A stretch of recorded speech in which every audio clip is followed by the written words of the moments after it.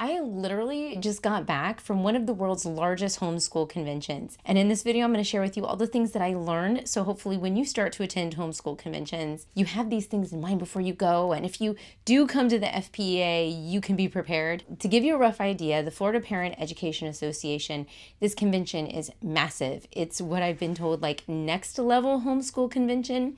Now, I don't have the exact numbers, but when I checked online, it seems to be like 260 to 280 exhibitors, almost 15,000 attendees, and approximately around 100 different speakers. This lasted Thursday, Friday, Saturday, Thursday being an extra ticketed leadership portion, and then Friday, Saturday was, for everyone and anyone who wanted to pay the general fee, general admission. This thing's massive.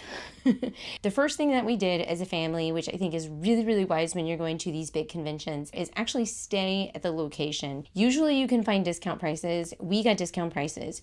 They usually send you an email and you just book it online fairly early in the year. We booked sometime in January. I don't remember the exact date.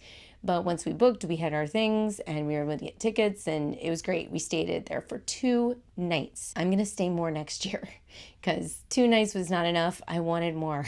I'm going to tell you the truth. It was so much easier though, shuffling back and forth from our room. We actually took our entire family, including my youngest daughter who is 9 with Down syndrome. And it was perfect because having her walk through the exhibit hall and letting me know what she liked and didn't like when I was looking at some of the curriculum was extremely helpful because I want her to do the things that she likes. She was very patient with the talks. She did really well sitting through a lot of the talks, actually, ironically. And she had so much fun saying hi to everyone. She almost knocked a lady down. She got to meet the people who made her favorite board game. It was just amazing. But it was also nice because we could take her back to the room and just rest. Now, my teens that were there, they kind of, did their thing. They hung out with their friends.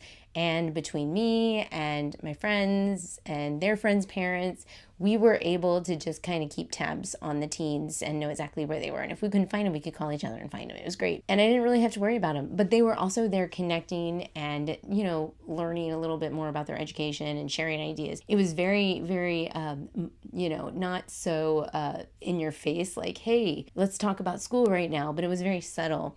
Ironically, my son came home with a BJU bag, and he was so proud of his bag until I reminded him that he has to do his BJU literature on Monday. But anyway, it was very subtle exposure to the world of education with homeschooling and learning and making learning fun. Resort food is extremely expensive. We brought our own food. Now, I didn't bring enough, so we had to order pizza, and my husband had to go pick it up last night. But we brought our own food, so if the kids got hungry, we could simply go up to the room and we could make it. Now, I prepped in advance, contacted the hotel, found out that they do not have microwaves in the room, they only have refrigerators. So planning that was huge. What I did is I found, simple things like peanut butter and jelly sandwiches, a can of sardines, salad, lots of fruit, anything, like meat and cheese sandwiches, meat and cheese wrap. I did like a lettuce wrap one night. I even did ramen noodles, and I brought my hot kettle maker so I can get some hot water in the room that I could pour over the ramen noodles and make things that way. So I got really creative. There's lots of other things that you can do to be really creative about plates, forks, whatever. My kids, wanted to go out to eat. It was very tempting. They were like, Mom, I really want to buy like a hamburger downstairs. And I was like, I'm not going to spend $25 for a hamburger. I saw other people bring in food. I wasn't the only one, but that is one way to time manage things. You don't have to go running around. You can spend more time in the exhibit hall. Another thing is a lot of people don't want to bring their kids. I get it. I totally get it. I like bringing my kids. It's probably going to be a yearly thing for us. But on the same topic of bringing your entire family, just be aware there are family programs that the FPEA does provide for the kids. So if you want to enroll them in a program, you can. It's very affordable. The little bit of extra price can get your kids into a program. They can play with other kids that are homeschooled, and you can go off and do your thing. Now, I will say it is very common to be sitting in the middle of a speaker's talk and you see kids running around and sitting in circles and they're all over the place. And, there's some screams and crying and nobody cares. We're just like, hey, okay, cool. So I want to pay some attention now to the vendor and the exhibit hall. There was more. It just seems like I even talked to some people that are a part of the FPEA, and they did say every year they're adding more spots every year. So to get a good idea, you could look at last year's video and see what it looks like. But this year I did walk around. The first thing I did when I got there was walked around and I looked at all the different books and all the different curriculum and all the different companies and all the different games and all the things. I just walked around and looked.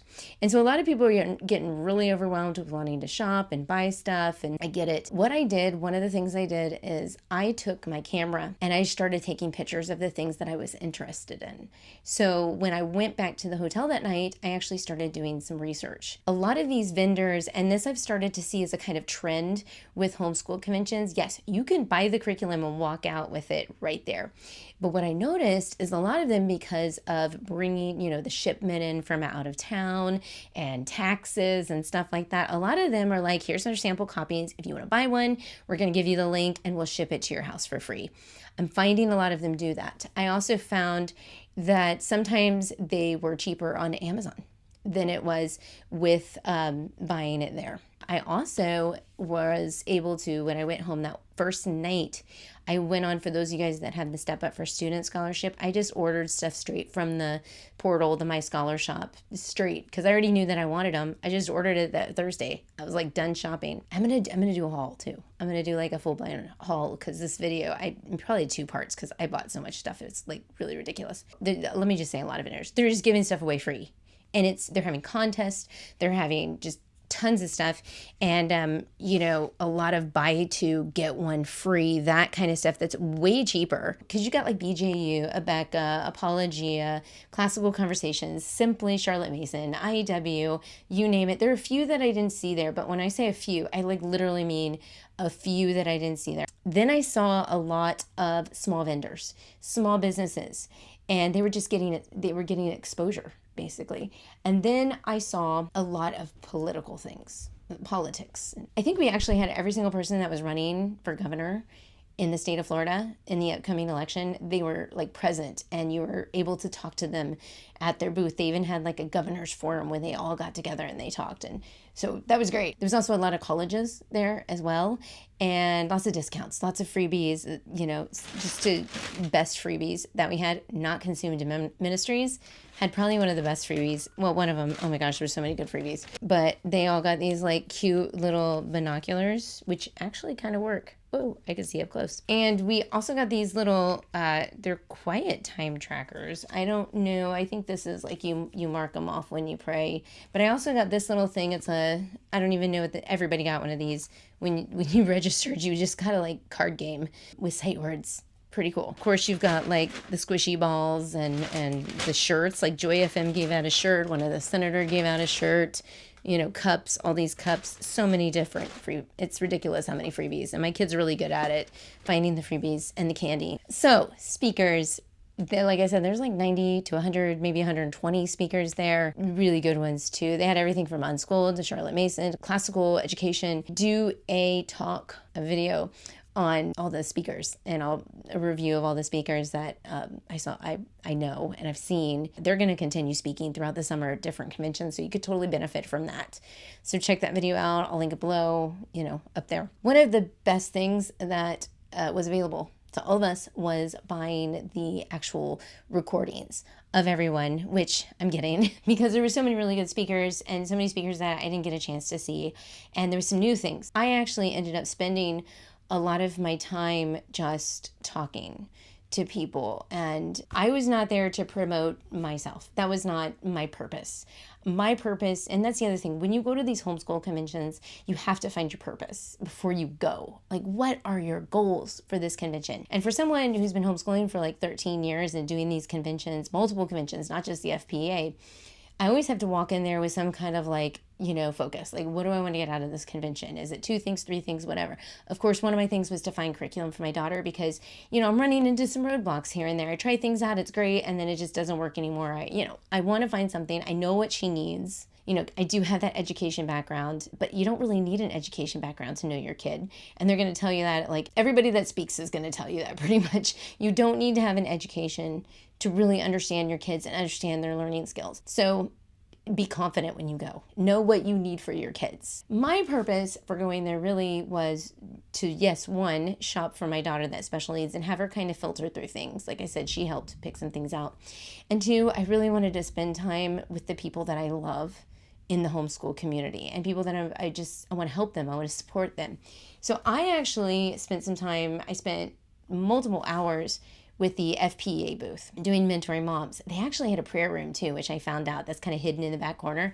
Volunteering at the FPEA booth was amazing. I mean, not only do I get to talk to seasoned veteran homeschool moms that have a lot of different insight that I don't have, I was also able to talk to some new moms and some new dads who are really trying to learn about this community, yet they're incredibly overwhelmed going to this convention. I feel like the Mentoring Moms booth is a place where they can come for focus and direction. And I loved volunteering there. So I actually also volunteered at the Made to Homeschool booth, which I'm going to leave a link to their platform down in the description box below. So they are a community, online community, it looks like Facebook, but it's private. And it's only for members that, moms and dads that homeschool. And that's it. Private community. That part is free, but there is also a paid version of it. And that one you can get over 700 free resources. It's going to get more. Yes, it's raining outside. Welcome to Florida. And every single Monday, they have a live video where a seasoned homeschool mom comes in there. She shares her experience. You have a conversation.